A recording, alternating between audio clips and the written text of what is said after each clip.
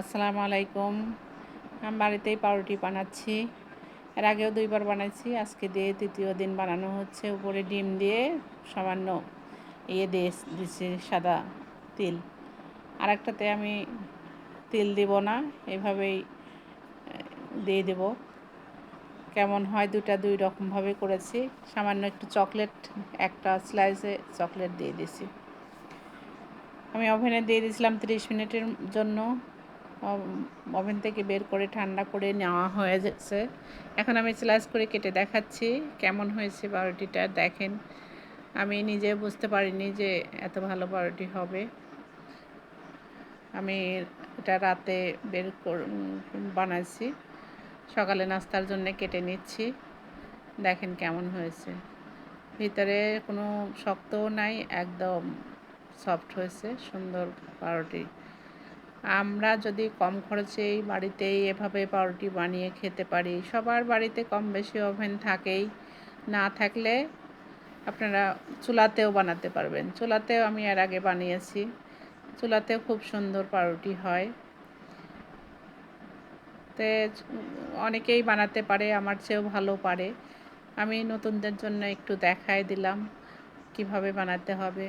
এটাতে যে টাকা দিয়ে আমি বাজার থেকে কিনে খাবো, তার চেয়ে অর্ধেক দামে অর্ধেক খরচে আমি বাড়িতেই বানিয়ে ফেলতে পারবো। তাহলে আমার সাশ্রয়ও হলো, আবার স্বাস্থ্যসম্মত খাবারটা আমি খেতে পারলাম। একটু কষ্ট করলেই আসলে আমরা স্বাস্থ্যকর খাবার খেতে পারি।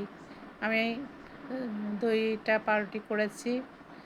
এটাতে আমি একটু চিকন করে স্লাইস করে নিচ্ছি, ওইটা মোটা করে কেটে নিচ্ছি। এটা এই যে ডিম দিয়ে চিনি দিয়ে এরা সব বিকালের নাস্তাটা এই পাউরুটিটাই বেশি পছন্দ করে।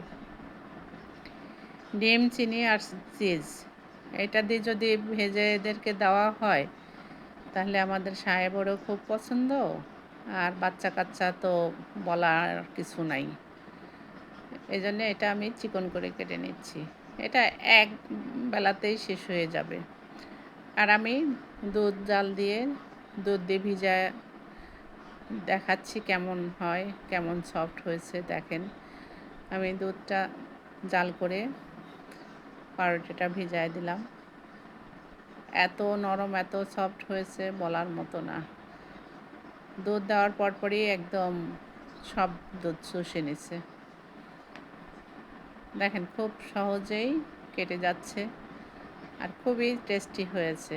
আসলে বাসায় যে কোনোভাবেই যদি বানিয়ে খেতে পারেন, তাহলে সবার স্বাস্থ্য দিকে খেয়াল করলে সবারই খাওয়া উচিত।